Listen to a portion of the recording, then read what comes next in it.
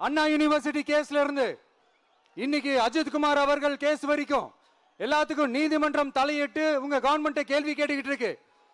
எல்லாத்துக்கும் நீதிமன்றம் தலையிட்டு கேள்வி கேட்கணும்னா அப்புறம் நீங்க எதுக்குங்க சார்?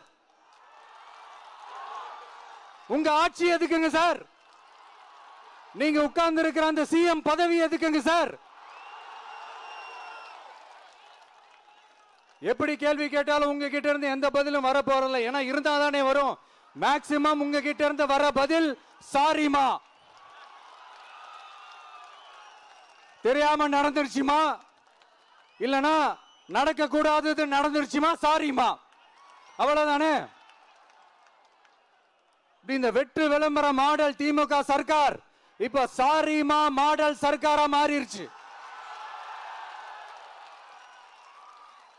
இப்படி இருக்கிற இந்த இன்எபிலிட்டி கவர்மெண்ட் இந்த ஆட்சியை விட்டு போறதுக்குள்ள நீங்க செஞ்ச எல்லா தப்புக்கும் பரிகாரமா சட்டம் ஒழுங்க சரி செஞ்சே ஆகணும். இல்லனா மக்களோட மக்களா ஒன்னா நின்னு உங்களை சரி செய்ய வைப்போம்.